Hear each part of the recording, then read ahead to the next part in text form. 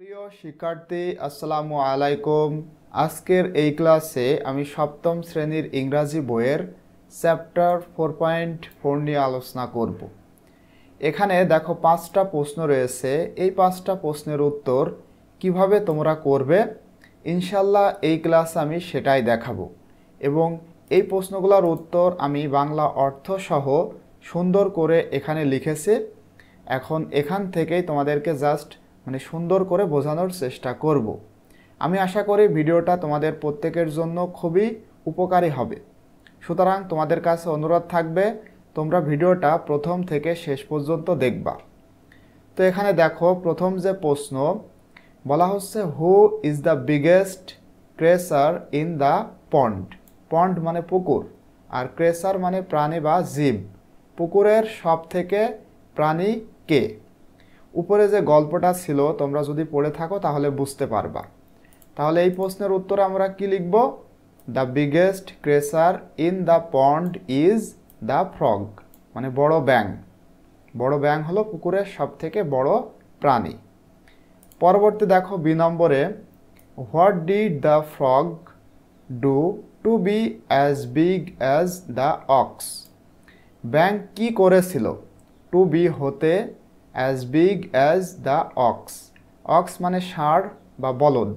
বলদের মতো হতে মানে বলদ যত বড়, এত বড় হতে ব্যাঙ কি করেছিল?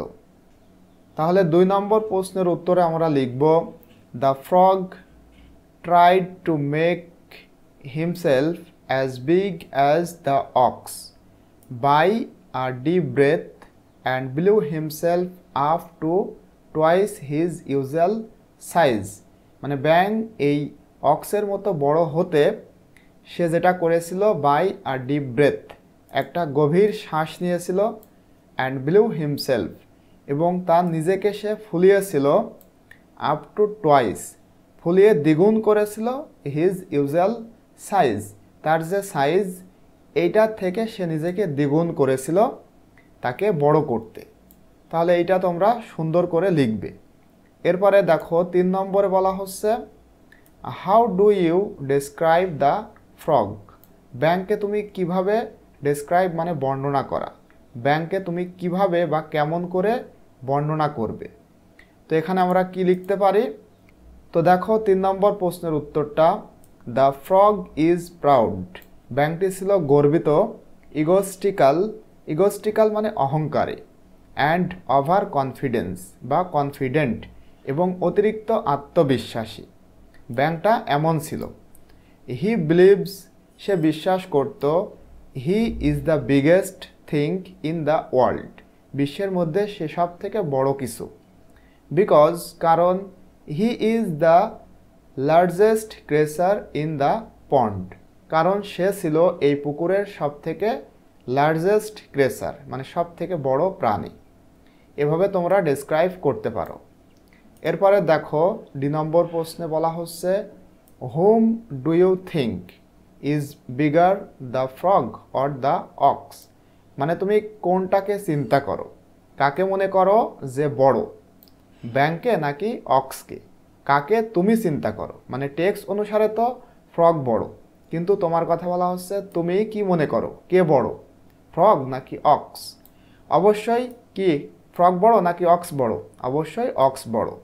তাহলে এই উত্তরটা আমরা একটু সুন্দর করে লিখতে পারি। তো দেখো, despite the frog's efforts to inflate himself, মানে সে তার নিজেকে বড় করতে যথেষ্ট চেষ্টা করে। এফোর্টস মানে প্রচেষ্টা করে। এই প্রচেষ্টা করা সত্ত্বেও, ডেসপাইট মানে সত্ত্বেও, the ox remains much larger than the frog, তারপরেও অক্সটাই বড় থাকে, মানে ফ্রগ বা ব্যাঙের থেকে অক্সটাই বড়। তাহলে আমরা কি মনে করি? এখানে অক্স বড়। তুমি সিম্পলি লিখতে পারো, the ox is bigger than the frog, এভাবেও কিন্তু লিখতে পারো। আর যদি একটু সুন্দর করে লিখতে চাও তাহলে এভাবে লিখতে পারো। এরপরে দেখো ই নম্বর প্রশ্নে বলা হচ্ছে, what have you learned from the story. এই যে গল্প, এই গল্প থেকে তুমি কি শিখতে পারলে? তাহলে আমরা কি শিখতে পারলাম?